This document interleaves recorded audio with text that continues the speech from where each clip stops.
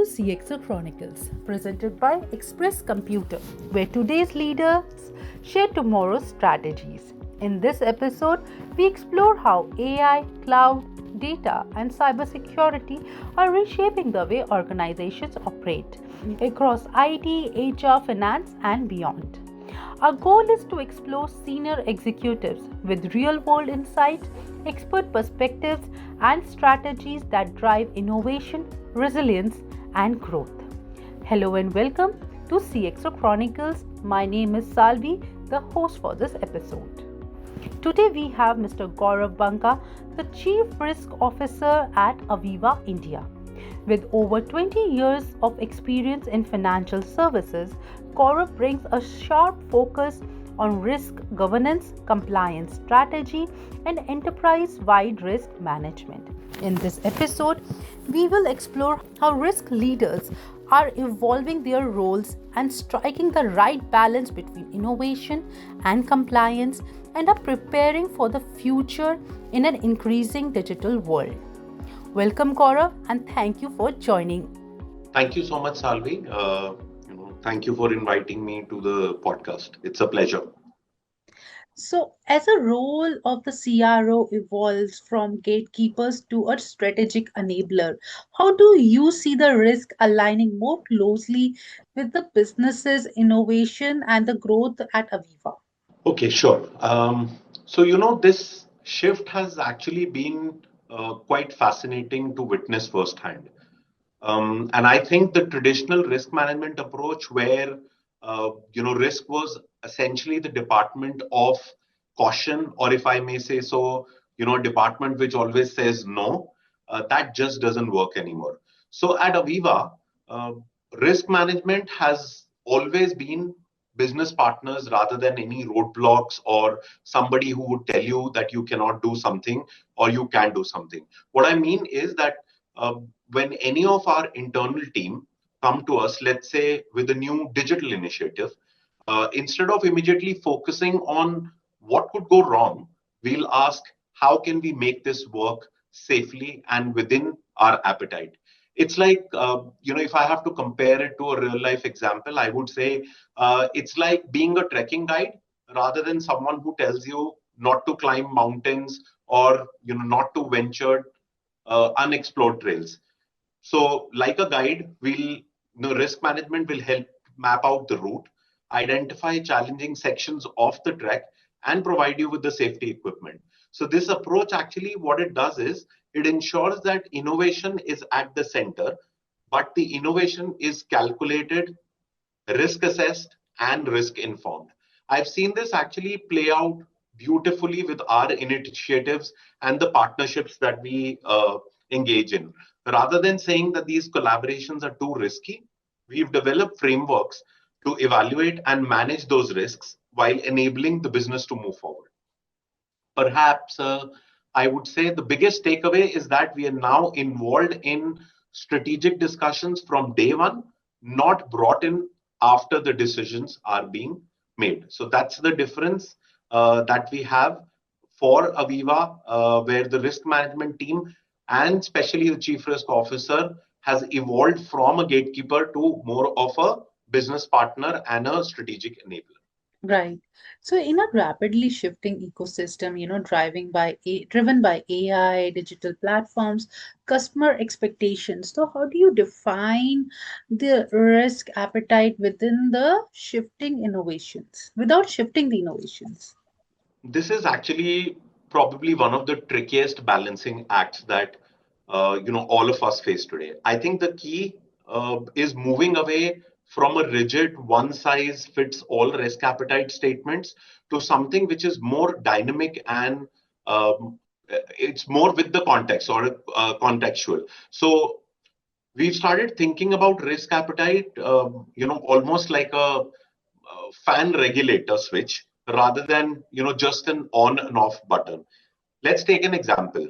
For AI initiatives, for instance, we might have a higher risk tolerance for pilot projects with limited customer exposure, but tighter controls for full scale deployments. It's about creating what I call innovation sandboxes where teams can experiment with guardrails that expand as we learn more.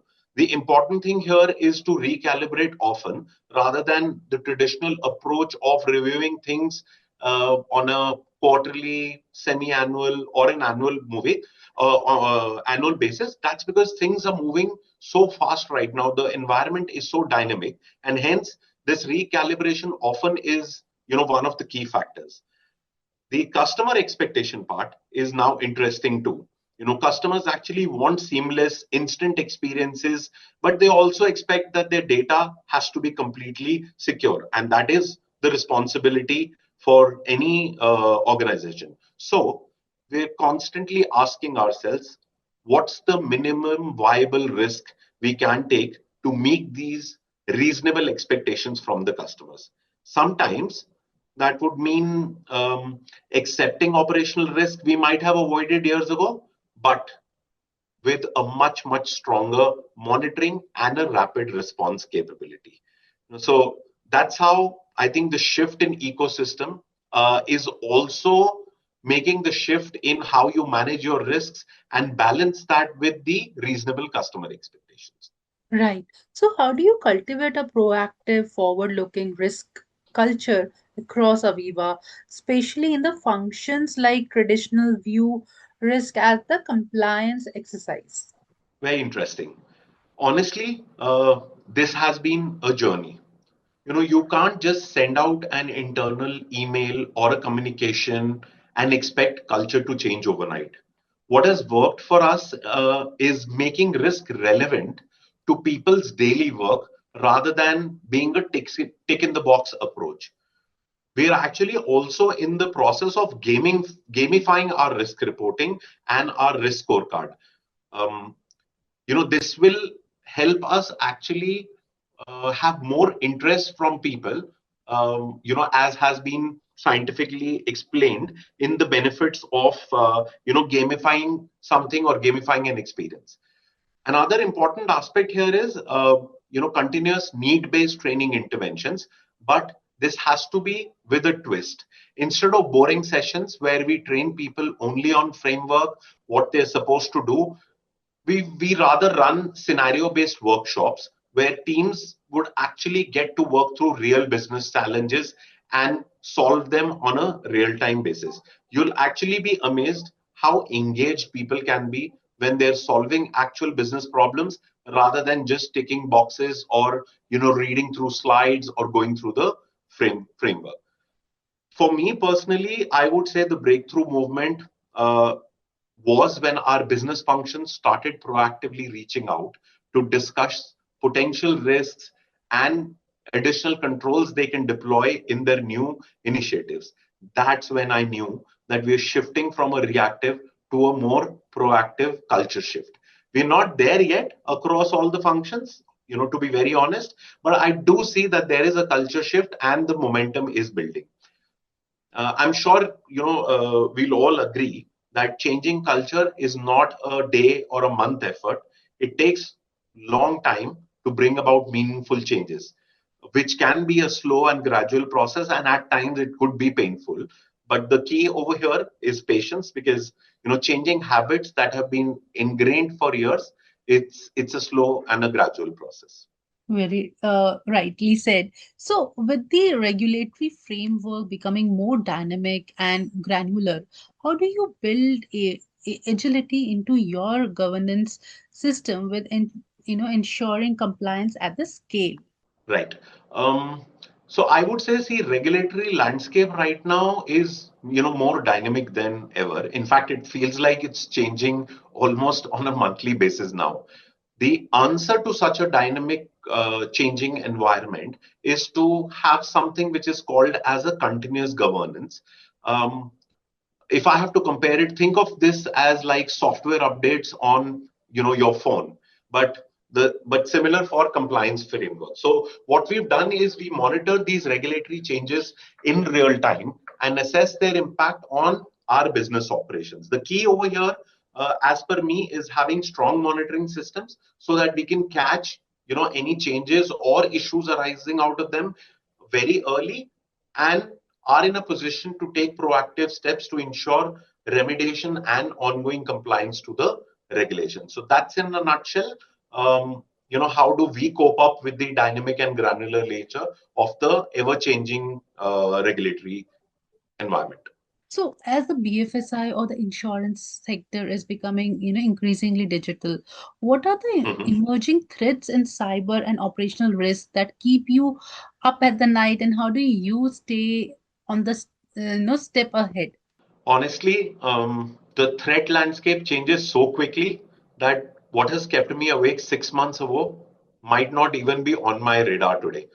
But right now, if you ask me at this particular instance, I am particularly concerned about rapid sophistication of the AI models.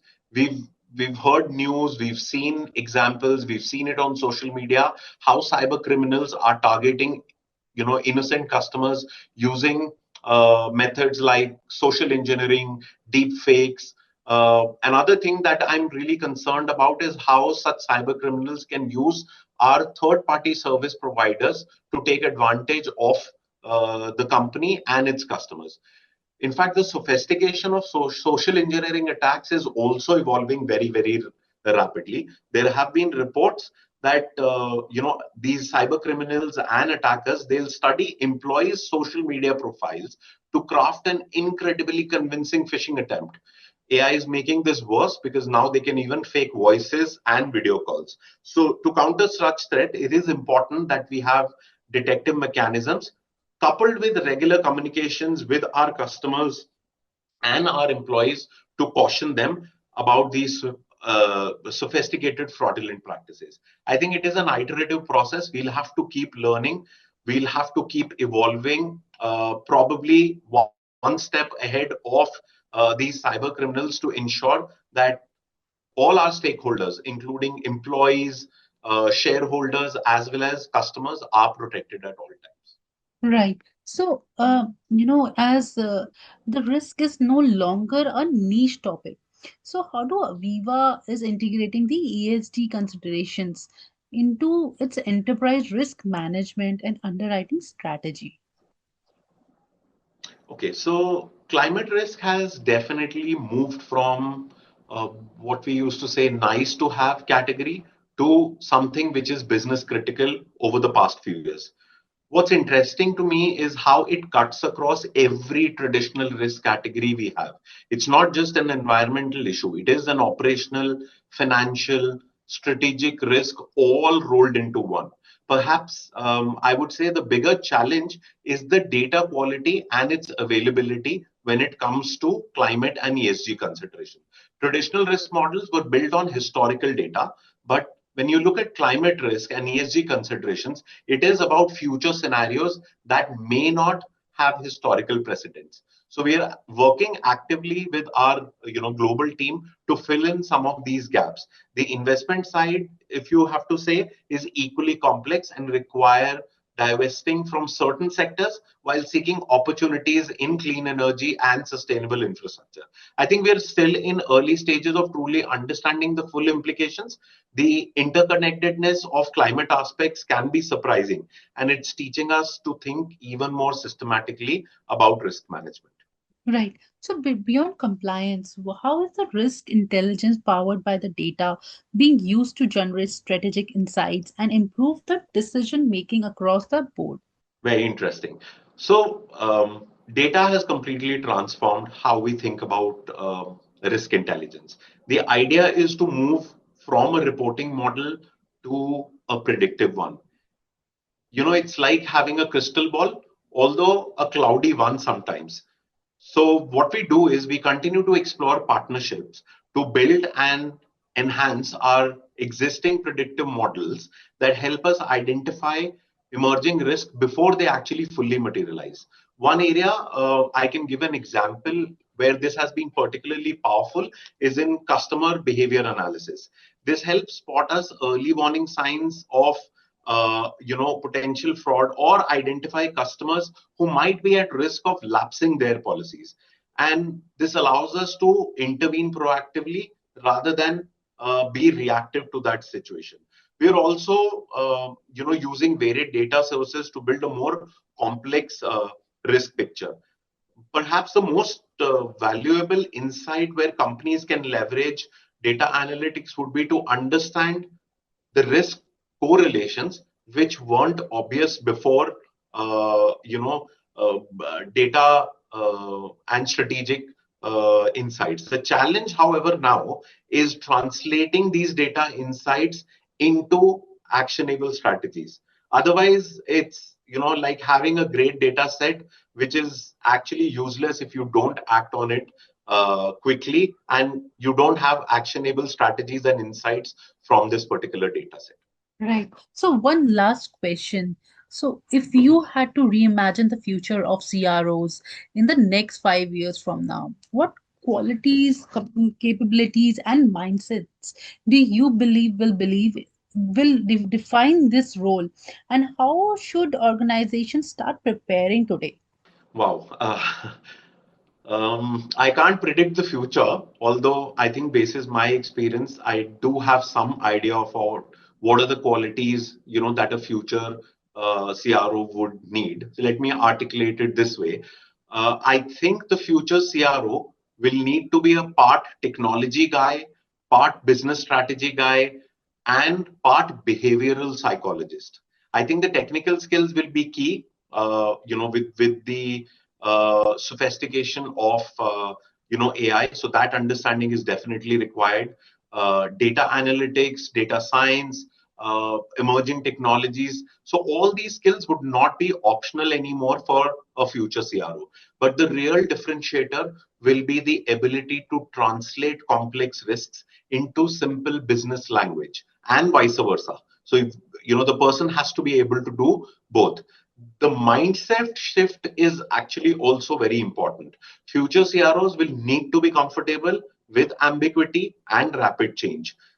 The old model of comprehensive risk assessment before action probably won't work in a world where opportunities and threats emerge overnight. We'll need to be more like startup founders, comfortable actually with calculated risks and rapid iterations. Another aspect I think which is very, very important is emotional intelligence, which will become increasingly important in the coming years. Why do I say that? Organizations become more distributed and digital. So understanding human behavior and psychology will be crucial for managing, both operational as well as cyber side of the risk. People are usually seen as the weakest link in the risk change, but they're also our greatest assets. So organizations, I think, should start now by investing in cross-functional training for their risk teams, send them to product launches, send them to customer meetings, send them on sales calls and strategy sessions. The more they understand the business, the better they will be at managing its risk. Also, I strongly believe that we should not wait for the perfect candidate. Start developing these skills in your current team members. The transformation is going to be gradual, and you want to be ahead of the curve rather than playing, catch up and being too late about it. Thank you so much, Gaurav, for sharing your insights with us today. Thank you so much, Salvi. It was a pleasure. Thanks once again for inviting me and giving me this opportunity to share my thoughts on this very, very important topic. Thank you. Thank you for joining us on this episode of CXO Chronicles. We hope today's conversation gave you valuable insights into how risk leadership is evolving in a digital first world. Stay tuned for more such perspectives from industry leaders on driving transformation and innovation with confidence. Until next time, this is Salvi signing off. Stay curious, stay inspired, and keep leading that change.